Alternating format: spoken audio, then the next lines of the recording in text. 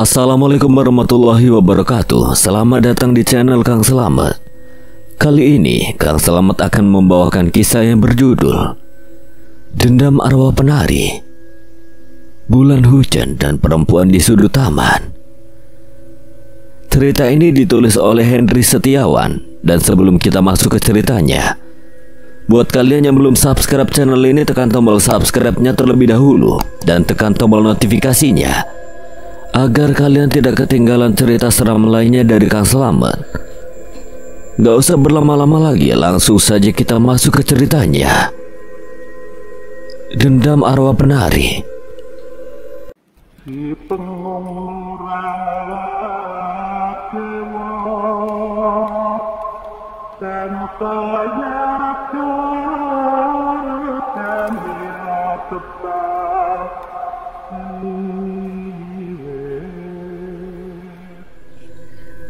Dan setiap terjadi teror, hampir selalu menunjukkan kaitan antara makhluk itu dengan Sundari. Lama-lama desa kita ini semakin menyeramkan, Kang. Masa hampir tiap malam didatangi lelembut untuk mengambil tumbal.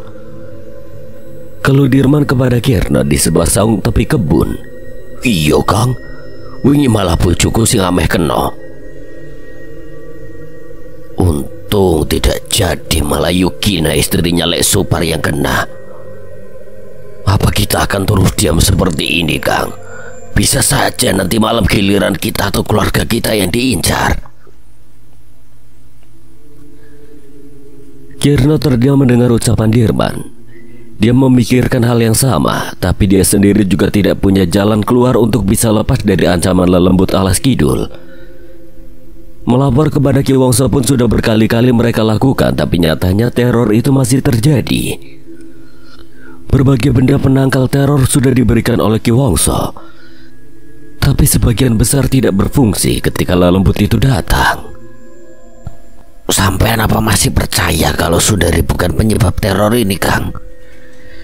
Tanya Dirman berbisik. Kirno menatap lekat ke arah Dirman. Aku rawani omong, Kang. Sebab Ki Wongso sudah menegaskan jika di punggung Sundari tidak ada tanda toh jiwa. Tapi hampir tiap kejadian lembut itu seperti menunjukkan jika ada kaitannya dengan Sundari. Sampean sudah tahu belum? Ya aku wis ngerti, tapi aku tidak berani menuduh. Sebab sudah dibuktikan jika Sundari tidak ada kaitannya dengan lelembut alas kidul. Sakjane aku ya ora wani nuduh, Kang. Tapi lelembut itu seperti menunjukkan jika Sundari itu junjungannya. Selain itu, Prapti dan Sundari juga tidak pernah kena sasaran teror lelembut itu. Wes, Kang, nanti sore ikut datang ke rumah Ki Wongso saja. Warga sudah dikumpulkan untuk membicarakan permasalahan ini. Jangan sembarangan membicarakan orang lain jika belum ada buktinya. Sore harinya sebagian warga berkumpul di pendopo rumah Ki Wongso, khususnya para pria, sedangkan para wanita dan anak-anak berdiam diri di rumah. Mereka membahas mengenai teror melanda desa mereka hampir tiap malam. Hingga ketika salah satu warga bicara mengenai kaitan teror lelembut itu dengan Sundari, perdebatan tidak bisa dihindari. Sebagian warga curiga Sundari merupakan bagian dari teror lelembut itu. Bahkan mereka sempat menuduh bahwa lelembut itu suruhan Sundari untuk mendapatkan tumbal dengan tujuan kekayaan dan kecantikan. Sedangkan sebagian warga lainnya tidak sependapat sebab mereka tidak mau menuduh tanpa bukti. Bagi mereka, menuduh tanpa bukti merupakan salah satu tindakan terlarang yang akan mendapatkan hukuman berat dari Gusti. Beberapa waktu perdebatan sengit itu tidak juga menemukan titik temu, hingga pada akhirnya Ki Wongso mengambil jalan tengah, yaitu menjaga sekitar rumah Sundari tiap malam. Jika ada tindakan mencurigakan dari Sundari atau ibunya, mereka harus segera melapor pada Ki Wongso.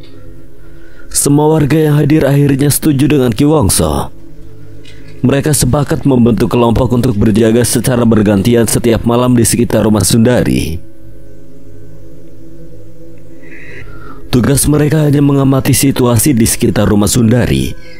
Jika lelembut itu datang atau hanya menunjukkan keterkaitan dengan Sundari saja, maka mereka harus mengabaikannya sebab Sundari sejak kecil memang disukai bangsa lelembut karena wetonya.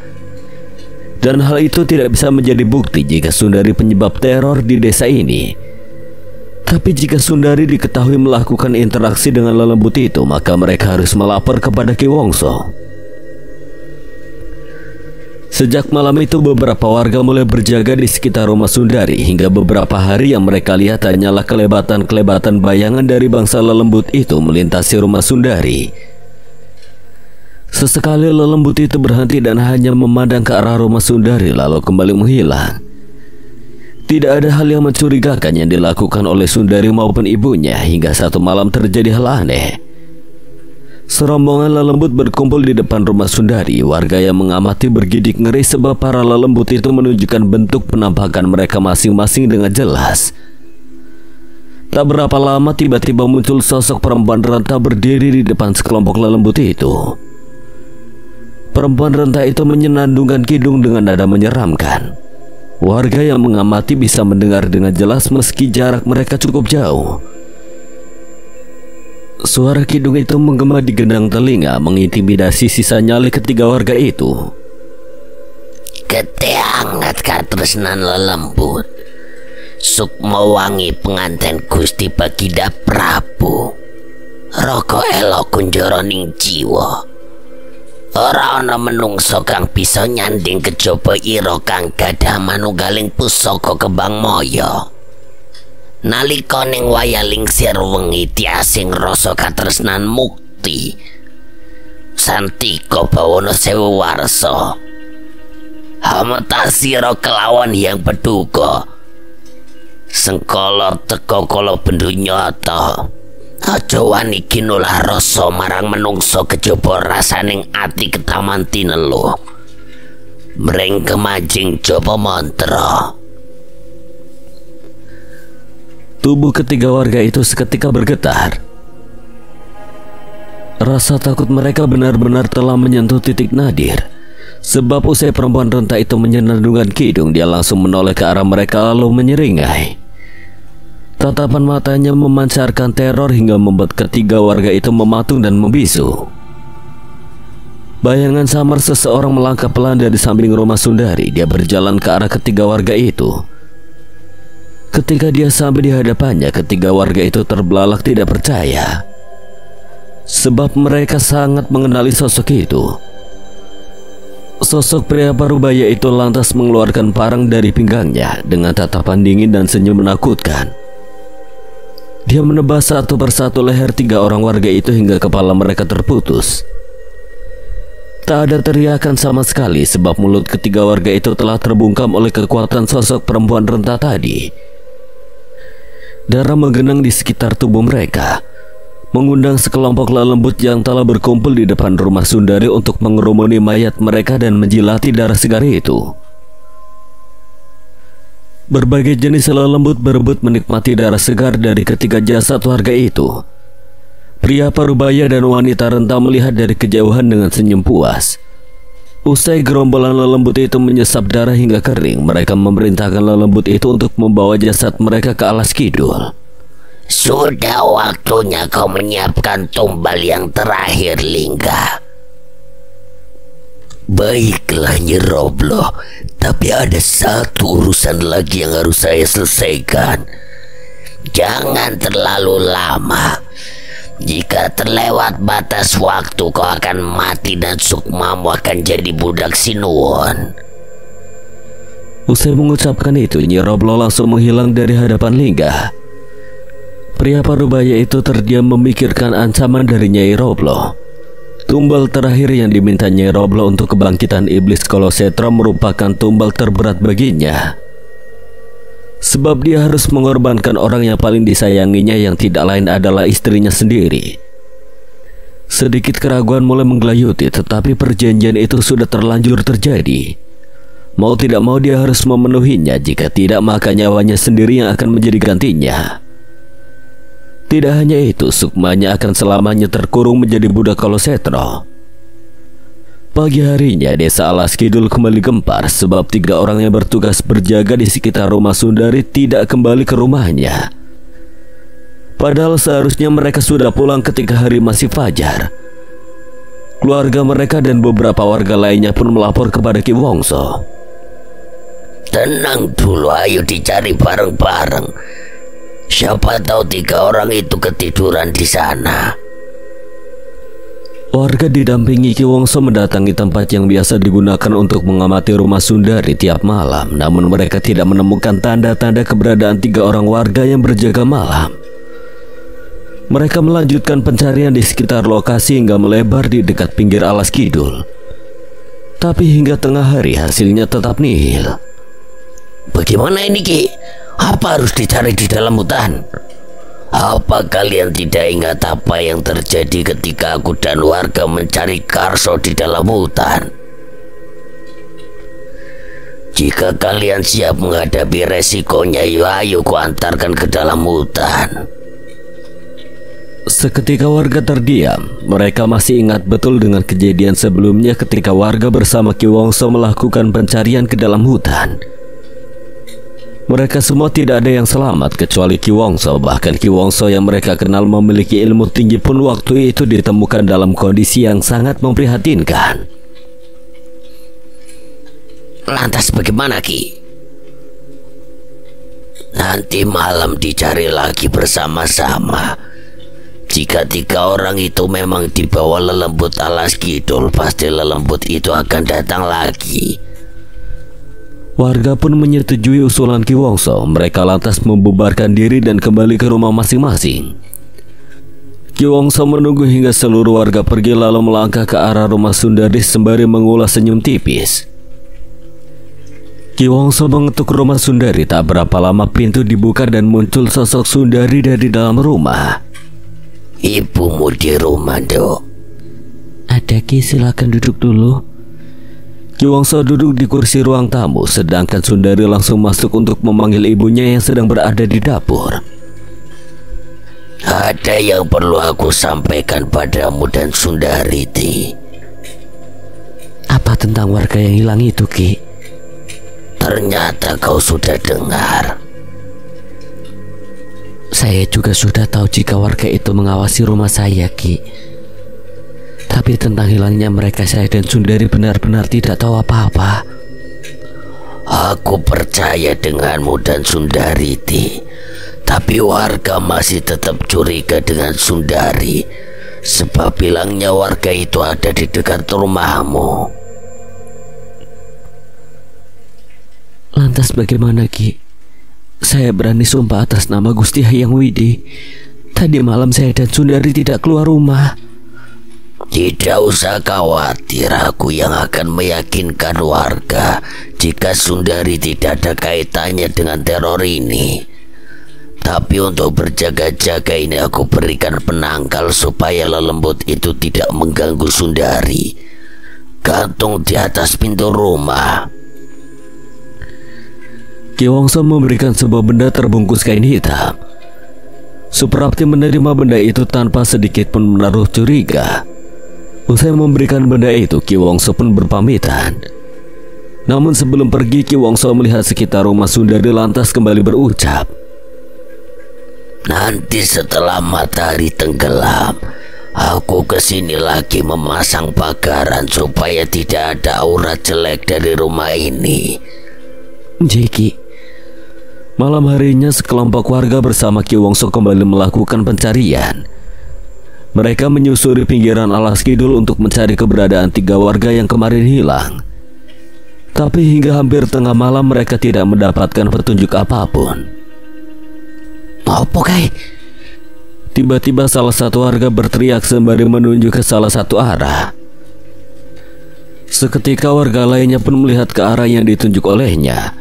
Nampak di kejauhan beberapa bayangan melintas keluar dari hutan mengarah ke pemukiman warga.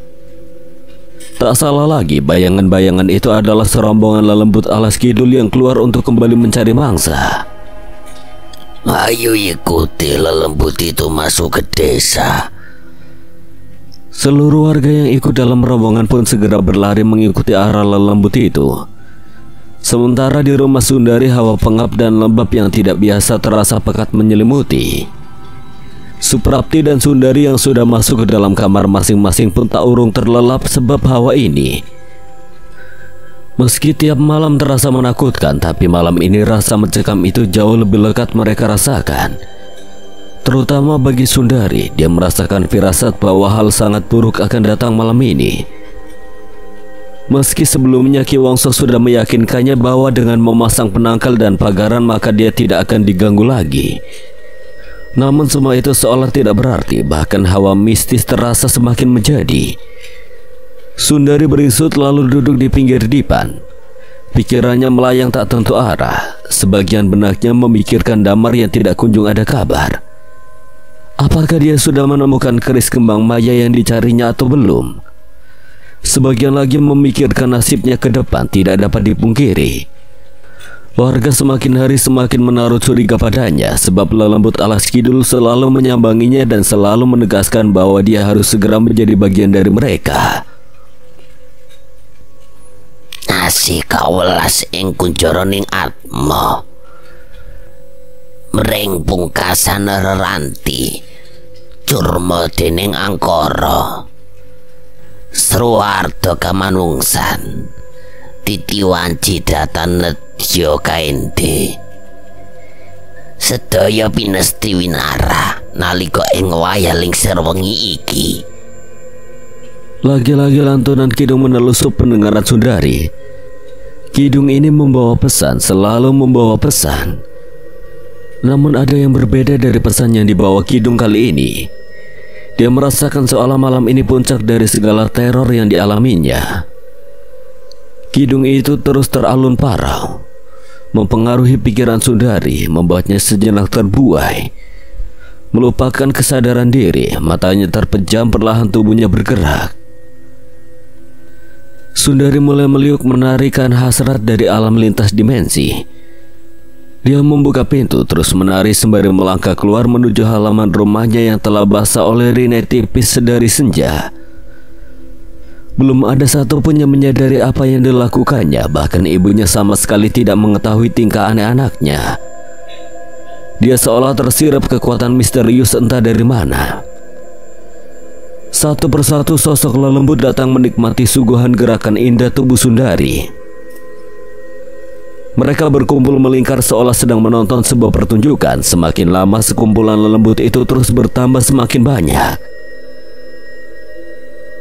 Sedang di kejauhan, dua sosok pria renta dan perempuan renta mengamati sembari tersenyum.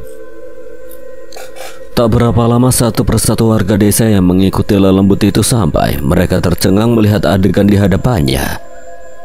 Terjawab sudah rasa penasaran mereka selama ini. Sebagian tak kuasa lagi menahan amarah, terutama yang telah kehilangan sanak saudaranya. Tanpa berpikir mereka langsung menerjang, menyerang, membabi buta tanpa perhitungan.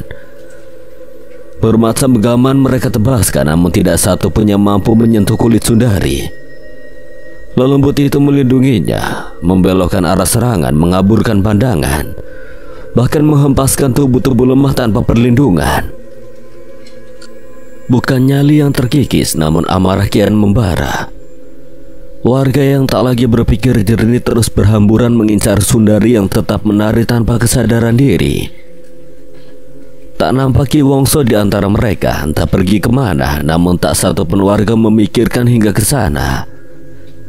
Mereka masih berupaya melampiaskan kekesalan yang tidak kunjung reda. Kegaduhan kian menjadi. Warga yang berdiam di peraduan mulai menampakkan diri, penasaran atas apa yang tengah terjadi. Hentikan! Teriak Suprapti yang telah terjaga akibat huru-hara di halaman rumahnya. Hentikan atau kubinasakan kalian semua! Ancamnya melengking menarik perhatian warga.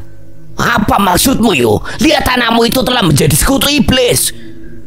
Sundari tidak bersalah. Akulah sekutu iblis itu. Sundari hanya kujadikan alat untuk menarik perhatian lelembut itu karena dia memiliki gede hangat.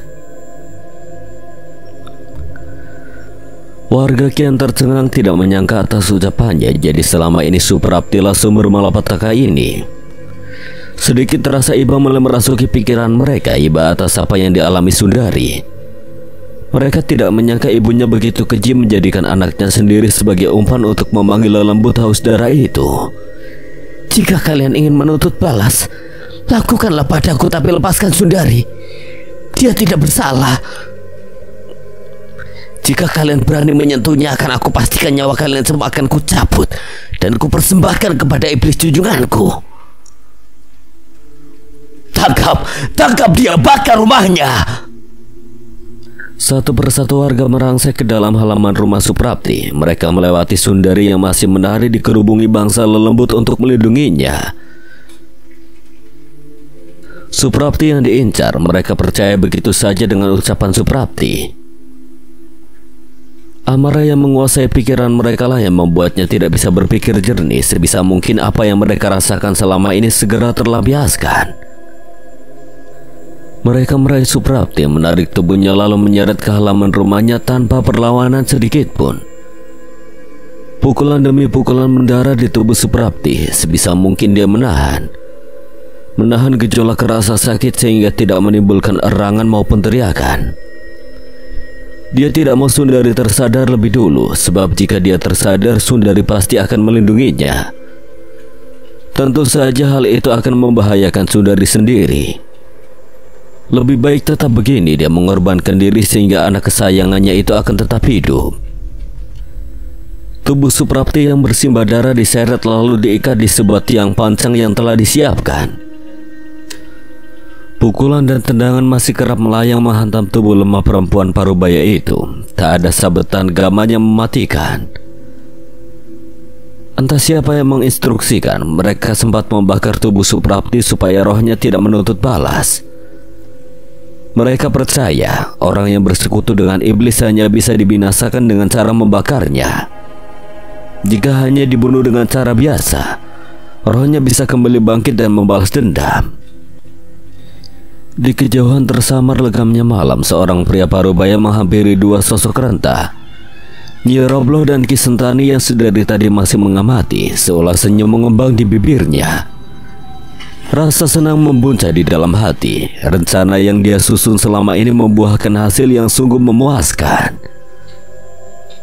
Kau memang licik, Lingga. Sudah bertahun-tahun aku menunggu. Akhirnya dendamku terbalaskan. Sukma Mandaka pasti menangis melihat ini. Lingga menyeringai. Dia membatin bahwa semua ini belum berakhir. Nyi Robloh dan Ki Sentani pasti akan lebih tercengang melihat adegan selanjutnya. Rencana yang dia susun dengan sangat rapi berjalan dengan baik. Bahkan melampaui harapannya. Semua itu berkat kebodohan warga yang bisa dengan sangat mudah dipengaruhi. Apa yang sedang kau pikirkan sekarang? Dilihat saja, Nyi, kau akan senang setelah ini. Mereka kembali melihat ke arah kerumunan warga yang masih memukuli Suprapti. Sedangkan warga lainnya menyiapkan kayu kering untuk membakar tubuhnya. Tubuh Suprapti terkulai terikat di tiang pancang, tapi dia masih hidup. Sekilas matanya melirik ke arah Sundari yang masih menari di hadapan sekelompok lelembut. Tak ada yang memperdulikannya, bahkan warga tak acuh. Mereka masih fokus untuk menghukum Suprapti. Entah siapa yang mempengaruhi, tapi mereka semua percaya jika Suprapti sudah dibinasakan dengan cara dibakar, maka Sundari akan sadar dan sekelompok lelembut itu akan pergi dengan sendirinya. Api mulai menyala di antara tumpukan kayu kering yang telah ditata di sekitar tubuh Suprapti. Perlahan nyalanya membesar menjilat jengkal demi jengkal kulit Suprapti. Aroma cengis daging terbakar menguar menusuk ke indera penciuman. Mulut Suprapti masih mengatup rapat menahan rasa sakit yang terbungkam. Hanya erangan pelan memilukan yang terdengar di antara gemertak kayu yang terbakar. Bulir bening mengalir dari kedua matanya. Perlahan kepalanya bergerak lalu menatap ke arah Sundari. Semoga kau selamat, Dok. Biarkan ibu berkorban demi hidupmu. Hanya ini yang bisa ibu lakukan. Jangan pernah mendendam, sebab semua ini sudah digariskan. Kobaran api makin membesar melahap seluruh tubuh Suprapti. Sedikit kelegaan mulai dirasakan oleh warga. Namun hal itu mereka rasa masih belum cukup. Beberapa orang di antaranya mengambil batang kayu yang menyala ujungnya lalu melemparkan ke arah rumah Suprapti. Perlahan api mulai menjalar dan membakar habis seluruh bangunan. Tepat seperti yang mereka harapkan, ketika Suprapti telah meregang nyawa, satu persatu bangsa lelembut yang ada di situ melesat pergi ke arah alas kidul. Tubuh Sundari pun langsung robot tergeletak tak jauh dari tumpukan arang yang masih mengepul bekas pembakaran tubuh ibunya. Ki Wongso yang dari tadi tidak terlihat tiba-tiba muncul di antara warga. Dia menenangkan warga dan menyuruh mereka kembali ke rumah masing-masing. Sedangkan Sundari akan diurusnya. Wes saiki sudah pulanglah. Kalian sudah tahu sendiri siapa sebenarnya yang jadi penyebab malapetaka ini. Lantas Sundari bagaimana, Ki? Mereka pantas sedikit khawatir. Bagaimanapun juga mereka menghakimi Suprapti dengan cara kejam. Tak menutup kemungkinan Sundari akan membalas dendam dengan ikut bersekutu dengan iblis. Apalagi Sundari memiliki getih anget. Sangat mudah baginya jika ingin berhubungan dengan bangsa lelembut. Tidak perlu khawatir. Sundari urusanku, aku yang akan mengurus anak ini. Mereka pun akhirnya yakin bahwa Sundari tidak akan membalas dendam. Sebab ada Ki Wongso yang mereka percaya akan memberikan pengertian dan perlindungan kepada Sundari.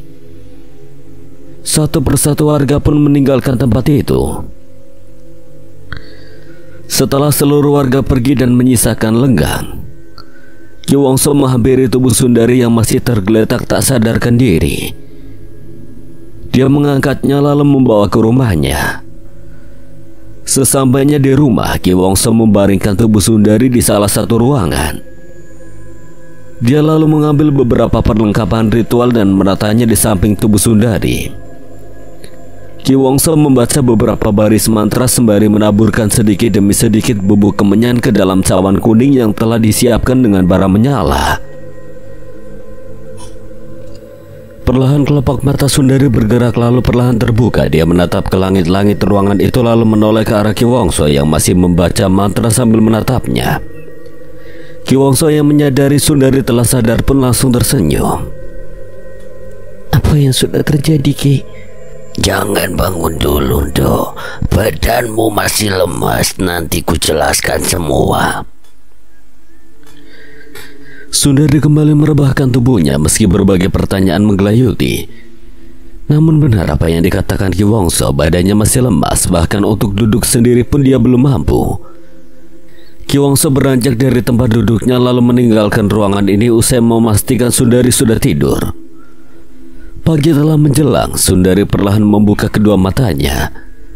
Badannya kini sudah terasa lebih segar, dia sudah bisa bergerak dengan leluasa.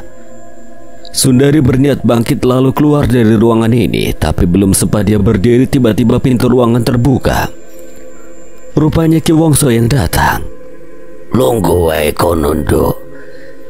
Sundari mengurungkan niatnya untuk keluar dari ruangan ini. Banyak hal yang ingin dia tanyakan kepada pria parubaya itu, terutama tentang kejadian semalam, bagaimana dia bisa sampai di sini, bagaimana tentang ibunya, serta pertanyaan-pertanyaan lainnya. Sebab dia hanya ingat terakhir kali dia tidur di kamarnya, lalu semalam tiba-tiba dia terjaga dalam kondisi lemas di ruangan ini. Kamu pasti bingung bagaimana bisa sampai di sini, Tondo.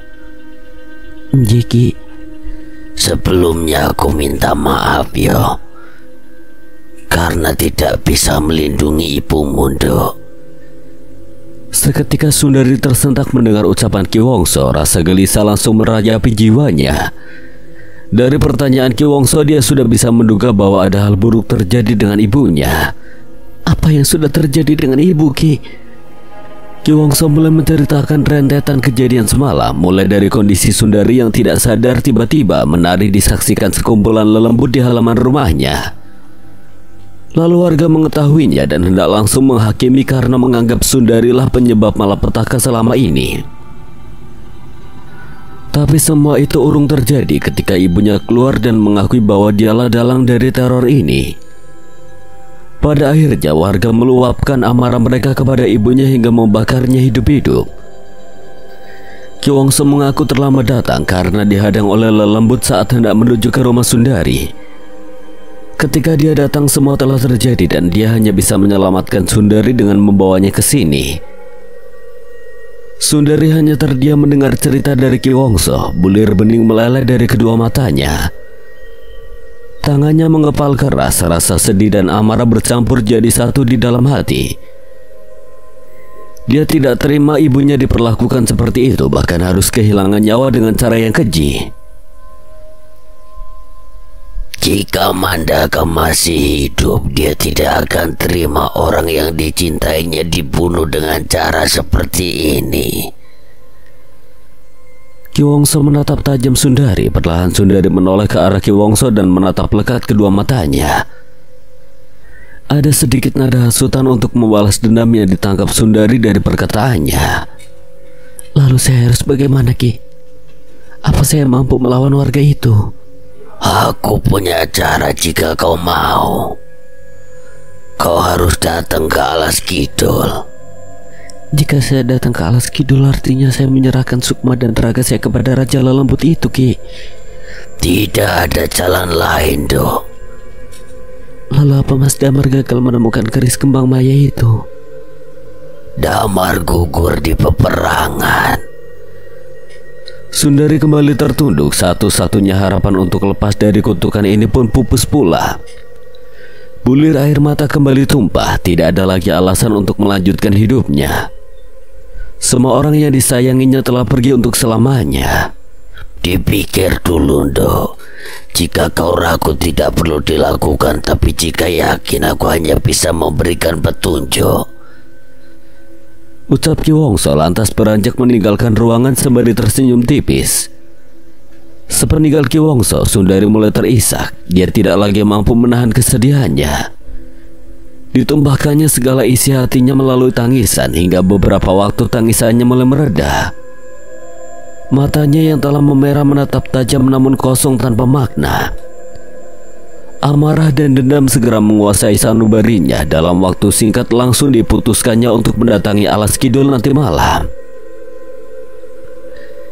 Mereka harus membayar perlakuan mereka terhadap ibu.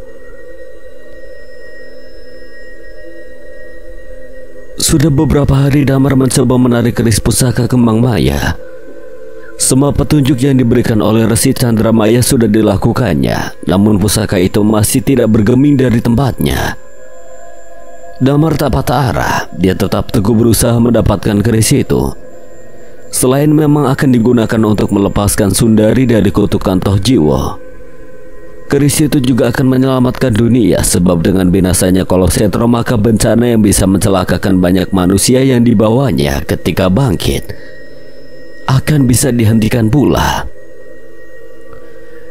Malam ini ketika Damar sedang berusaha terhubung dengan ruh pusaka itu, tiba-tiba merasa terganggu. Hatinya tiba-tiba gelisah. Entah kenapa di dalam pikirannya selalu teringat Sundari. Padahal sebelumnya dia selalu bisa mengendalikan perasaannya karena yakin ayahnya bisa melindungi perempuan yang dikasihinya itu. Damar membuka matanya. Tubuhnya seketika dirayapi dingin yang menusuk. Di kejauhan dia melihat Resi Chandramaya berdiri di sisi kolam. Damar langsung bangkit dan menghampirinya. Kesedihan dan derita itu bagian dari kehidupan, Le. Tetap kuatkan niatmu.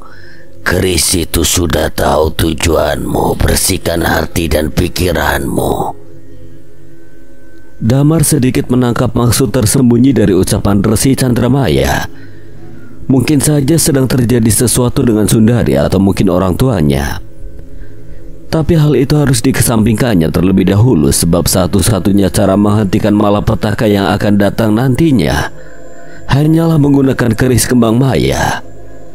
Oleh karenanya dia harus mendapatkan keris itu terlebih dahulu. Iya, Resi, saya sudah mengerti. Resi Chandramaya tersenyum lalu kembali berucap, sudah, sana lanjutkan rayu keris itu. Damar lantas beranjak dan kembali duduk di bawah guyuran air terjun untuk menarik keris pusaka itu. Dia menutup matanya lalu merapal mantra tertentu yang diajarkan oleh Resi Chandramaya untuk bisa terhubung dengan ruh keris kembang maya. Damar berkonsentrasi penuh hingga masuk ke dalam kondisi transenden. Bayangan Sundari melintas mengusik alam bawah sadarnya. Dalam penglihatannya Sundari tersenyum lalu menari. Gerakannya padu diselingi untaian kata-kata indah yang terlontar dari mulut mungilnya. Damar terkesima, namun hal itu hanya sekejap saja. Tiba-tiba asap hitam membumbung, lidah api menjilat membakar apapun yang ada di sekitarnya. Namun hal itu tidak mengusik Sundari, dia masih menari. Tapi gerakannya kini mulai tidak terkendali. Tidak ada lagi lantunan geguritan yang menggambarkan keindahan. Mulutnya membisu namun senyum misterius tersungging di sana. Kobaran api yang bergerak liar perlahan membentuk sosok besar menyeramkan, lalu melumat Sundari dalam dekapannya yang membara. Damar seketika tersentak.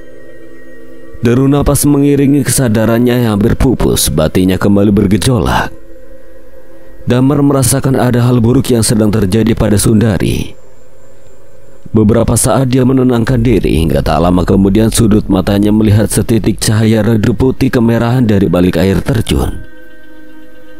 Cahaya itu perlahan semakin terang diiringi gejolak dari air kolam. Hembusan angin yang sebelumnya tenang kini mulai menderu membawa beku pada tipis salimun yang tersapu. Damar berdiri bersiap menyambut sesuatu yang telah diketahui akan datang padanya. Titik cahaya itu lantas melesat menghampirinya dan dalam sekali gerakan Damar langsung menangkapnya. Keris pusaka kembang maya kini telah berada di genggamannya. Tanpa sentakan energi penolakan seperti sebelumnya, perlahan hembusan angin mereda pun gejolak pada air kolam. Damar memutar tubuhnya dan mendapati sang resi masih berdiri di seberang sana. Dia lantas menghampiri. Keris kembang maya sudah mau ikut dengan saya, Resi. Apa yang kau rasakan ketika memegang keris itu, Le? Saya merasa ada malapetaka yang harus saya hentikan. Tapi kamu belum bisa melakukan itu. Keris itu memang menuntutmu untuk melakukan apa yang harus kamu lakukan. Tapi kamu harus berlatih dulu untuk menggunakan kekuatannya. Damar memang merasakan kekuatan besar dari keris itu. Tapi untuk mengendalikan dan menggunakannya dia harus berlatih lebih dulu di sini. Oleh karenanya Resi Chandramaya menahan dulu kepergian Damar sampai dia benar-benar mampu menggunakan keris itu. Meski tetap diliputi rasa gelisah, tapi Damar tetap menurut pada perintah Resi Chandramaya. Sebab dia sadar jika memaksakan diri pun hasilnya akan percuma. Keris itu tidak akan mampu menyelesaikan masalah jika tidak dikendalikan dulu kekuatannya. Bagaimana Mas Burhan bisa tahu mengenai keris kembang maya? Tanya aku ketika kami sedang menikmati sore di teras warung Pak Marto. Aku memang cukup penasaran sebab sebelumnya kami belum pernah membahas mengenai keris itu. Bahkan aku baru mengetahui maksud dari bait sajak Sukma Sang Kembang Maya adalah keris kembang maya dari Eyang Sastro Semito melalui penelusuran gaib, dan waktu itu aku belum sempat membicarakannya pada siapapun. Entahlah Mas, semalam tiba-tiba ada ingatan yang muncul di pikiran saya ketika sosok Roh Sundari hendak menyerang. Mungkin itu ingatan dari Sukma Damar. Apa ada kemungkinan kita bisa membuka seluruh ingatan itu, Paman? Bisa, tapi sangat beresiko. Kami bertiga pun serentak melihat ke arah Paman Arya. Aku berpikir jika semua ingatan Damar bisa terbuka pada Mas Burhan, maka kami tidak perlu repot mencari cara mengambil keris kembang maya itu dari Sukma Iblis Kolosetro. Termasuk mengendalikan kekuatan keris itu, Mas Burhan secara otomatis pasti bisa melakukannya dengan memanfaatkan ingatan Sukma Damar. Aku tahu apa yang kau pikirkan, Kak. Ada satu cara untuk membuka ingatan Sukma yang bersemayam dalam diri seseorang, yaitu dengan bantuan gurumu, Kiai Soleh. Tapi resikonya sangat besar, yaitu melemahkan Sukma orang itu sendiri, yaitu Burhan. Bahkan bisa membunuhnya. Resiko ini bisa dihindari jika sukma seseorang itu memiliki garis keturunan yang sama dengan sukma yang bersemayam. Sedangkan kita tidak mengetahui riwayat garis keturunan Burhan, apakah dia masih ada hubungan dengan Damar atau tidak. Kita lakukan saja, Paman. Jangan terburu-buru, Mas. Kita pikirkan dulu matang-matang, sebab bisa membahayakan Mas Burhan sendiri. Ketika ingatan Damar masuk ke dalam pikiran saya semalam, saya merasakan ada bencana besar yang dibawa iblis itu, Mas. Dan saya merasa bertanggung jawab untuk menghentikannya. Sebaiknya kita bertemu dengan Kiai Soleh dulu. Kita bicarakan dulu dengan beliau. Jika kondisinya tidak memungkinkan, sebaiknya kita cari cara yang lain. Aku setuju. Bilang saja pengen ketemu Hana. Sekalian, Paman. Ya sudah, malam ini juga kita ke sana. Tapi pesan saya jangan memaksakan diri. Kalau Kiai Soleh mengatakan tidak, maka kita harus menurut. Beliau lebih tahu resikonya. Selepas isya kami berempat berangkat ke pondok pesantren milik Kiai Soleh dengan menggunakan 2 motor. Jarak yang cukup jauh bukanlah kendala berarti, sebab aku, Aji, dan Paman Arya sudah sering ke sana. Apalagi aku pernah menjadi santri di pondok itu selama 3 tahun semasa SMP, hingga kemudian melanjutkan ke pondok Eyang Kiai Asadi, ayah dari Kiai Soleh, semasa SMA. Sedangkan Aji yang baru ku kenal ketika SMA mulai sering mengikutiku ke pondok untuk ikut menimba ilmu di sana. Berbeda dengan Paman Arya yang memang sudah mengenal mereka sejak lama, perkenalan mereka pertama kali adalah ketika aku dilahirkan di pondok Eyang Kiai Asadi. Kelahiranku yang bertepatan dengan kejadian fenomena purnama bulan darah menyebabkan terjadinya sedikit kegaduhan, yaitu gangguan dari bangsa lelembut yang ingin mengambilku untuk dijadikan tumbal. Paman Arya dan Paman Danu, ayahnya Aji, terpanggil untuk membantu melindungi pondok serta memastikan aku lahir dengan selamat. Apalagi leluhurku dan leluhur mereka memiliki hubungan yang erat di masa lalu. Menjelang tengah malam akhirnya kami sampai di depan gerbang pondok. Beberapa kendala di perjalanan membuat kami harus menempuh waktu lebih lama.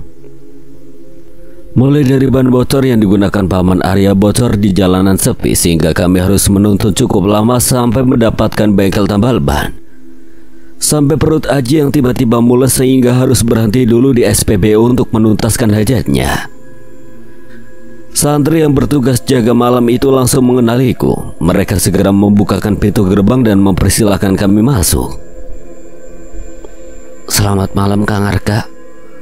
Malam-malam sampai sini pasti ada permasalahan penting. Ya, Kang. Romo Kiai apa sudah tidur? Belum, Kang. Romo Kiai sudah menunggu Anda. Tadi sudah titip pesan kepada saya. Bukan hal mengejutkan jika Kiai Soleh sudah mengetahui bahwa kami akan datang ke sini. Sebagai orang yang memiliki ilmu kebatinan tinggi, hal seperti itu sangatlah wajar. Apalagi beliau pernah membimbingku secara khusus.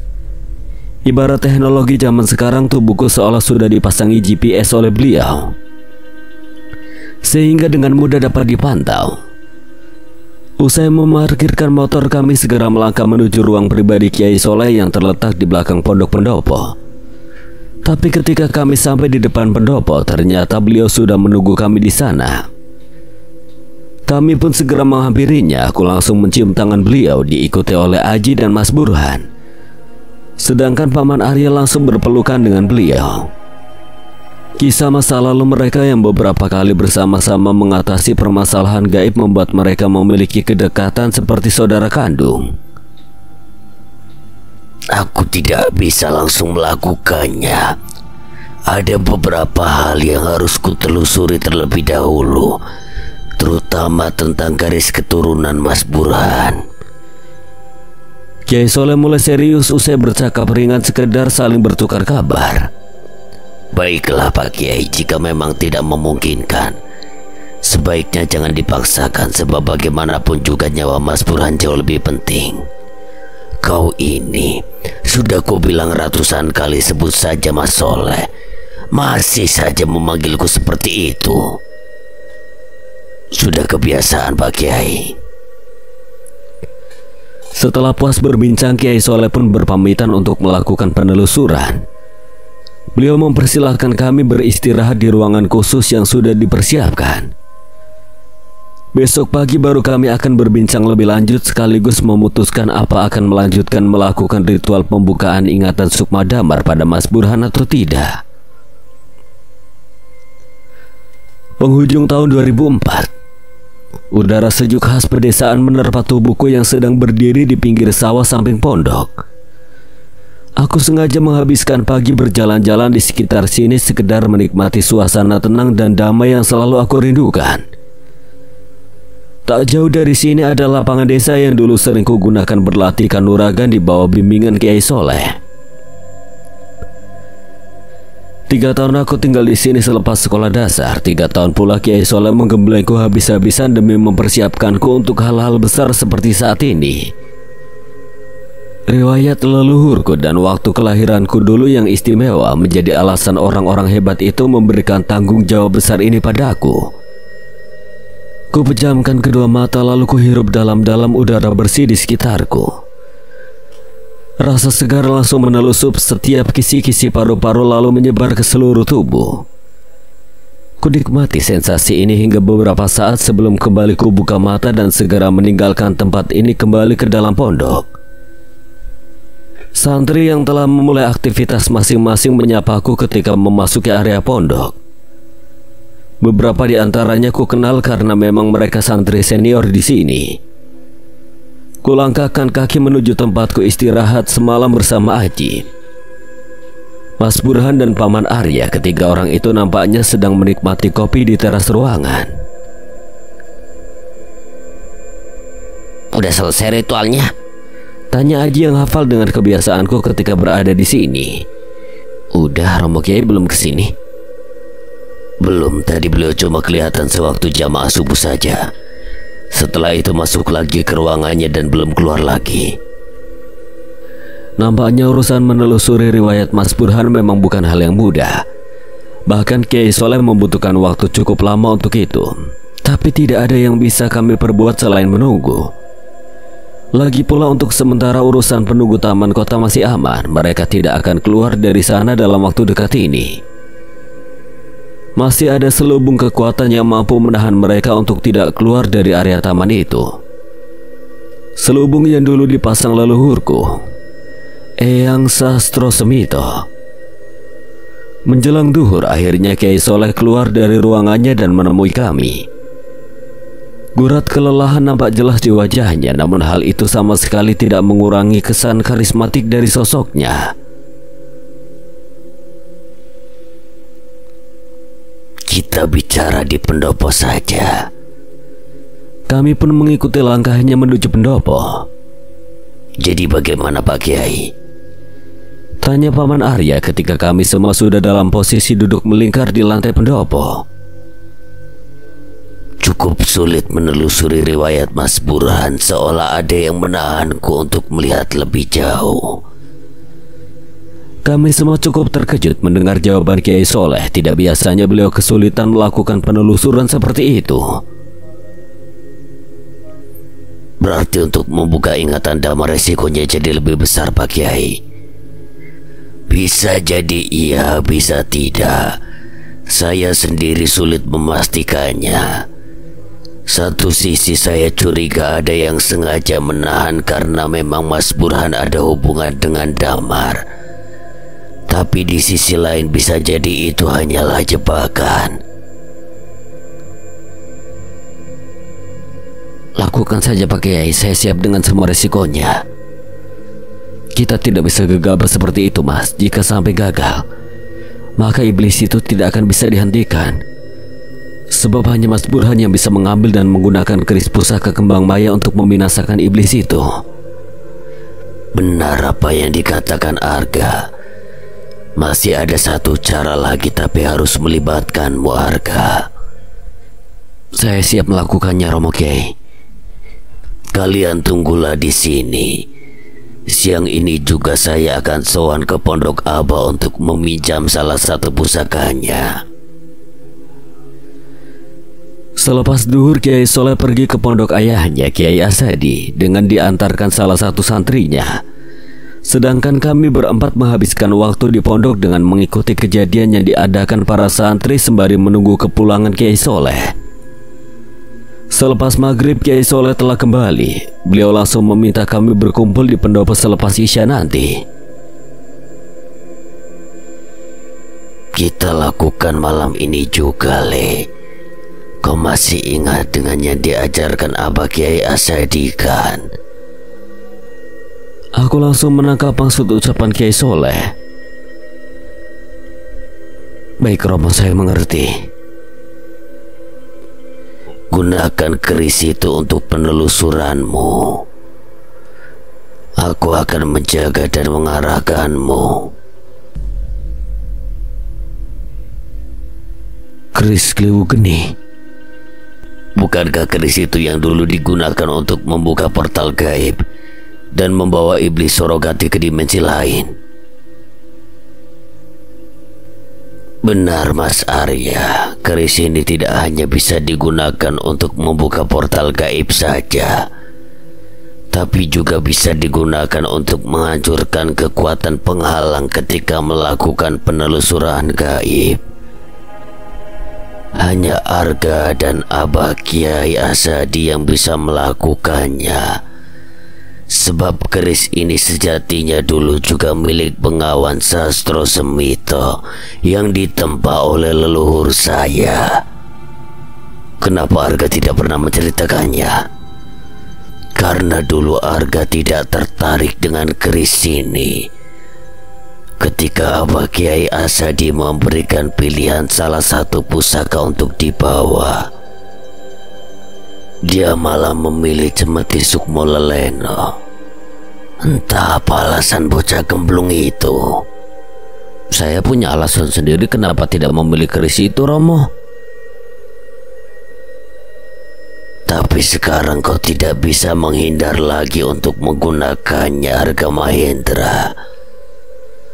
Aku tersenyum kecut mendengar ucapan Kiai Soleh. Bukannya aku tidak tertarik dengan keris itu.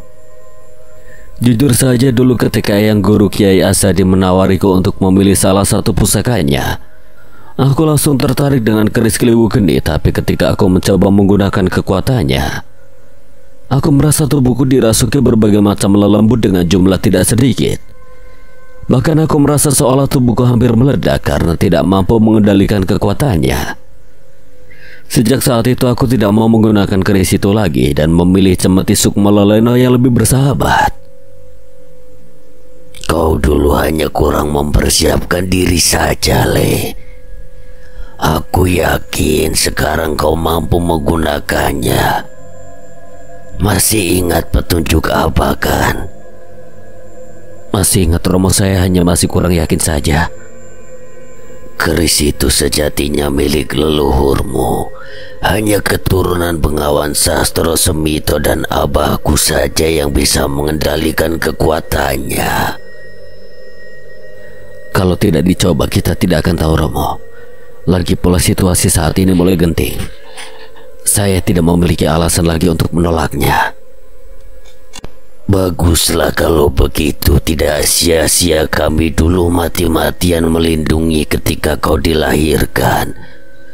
Memang sudah menjadi takdirmu menyelesaikan masalah-masalah seperti ini. Kulihat Paman Arya juga tersenyum mendengar percakapan kami, namun raut kekhawatiran tetap tidak mampu disembunyikannya. Aku bisa memahami itu sebab Paman Arya dulu juga sempat panik ketika mendengar kabar aku hampir meregang nyawa ketika pertama kali mencoba menggunakan keris Kliwu Geni. Apa ada kemungkinan dia akan datang saat Arga mencoba menggunakan keris itu lagi, Pak Kiai? Ada, bahkan saat ini beberapa jin utusannya sudah mulai mengintai, tapi mereka tidak bisa masuk ke sini. Bukankah kekuatannya sudah melemah sejak dikalahkan Romo Kiai Asadi dulu? Bagaimanapun juga Surogate adalah iblis. Selama dia belum binasa, Dia bisa menghasut manusia-manusia sesat untuk bersekutu dengannya dengan imbalan tertentu. Tumbal-tumbal yang diberikan oleh mereka perlahan meningkatkan kekuatannya sampai bisa kembali bangkit dengan sempurna. Mas Arya tentu tahu kejadian teror cekik di wilayah sini dan sekitarnya beberapa tahun terakhir ini kan. Dan satu lagi, meskipun kekuatannya melemah, tapi dia masih punya pengaruh besar untuk memerintah jin bawahannya yang jumlahnya tidaklah sedikit.